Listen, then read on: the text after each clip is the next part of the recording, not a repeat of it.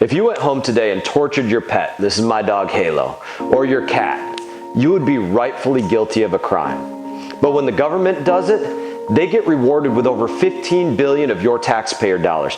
Now, most people are not even aware that this is happening or how big of a problem it really is. But we can't afford to ignore this problem any longer. Several recent reports have exposed the truly gruesome experiments that are being perpetrated on animals like these by your government in your name with your money. And I want to give you a few examples because it's important that you know what's actually going on. Since 2015, the Cleveland Department of Veterans Affairs has spent over $3 million studying cats as young as 6 months old using a bizarre and disturbing method of torture where they implant electrodes into their bladders and their colons, and then when they're done, the researchers sever the cat's spinal cords and then dissect them. That's serious. I can't even believe I'm saying it.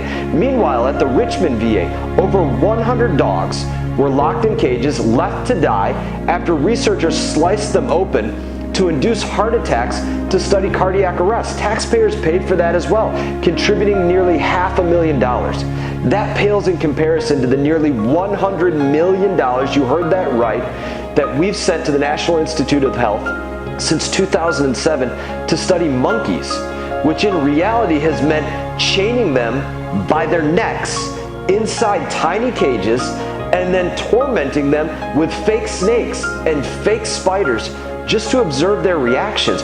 Altogether, your tax dollars help fund roughly $15 billion worth of animal experiments every single year. And these are just the ones that we know about. Now, instead of paying for animal cruelty, that tax money could be used to pay for 2/3 of the entire budget of NASA, or over 20% of what we spend for the Department of Education. It's nearly 1/3 of the federal spending on housing assistance, and it's more than the entire budget of the Environmental Protection Agency. To be clear about this, that money could be spent helping us improve our schools, or build more homes, or clean up our environment. It's money that could be going back into your pocket where it began. Instead, it's going towards torturing animals.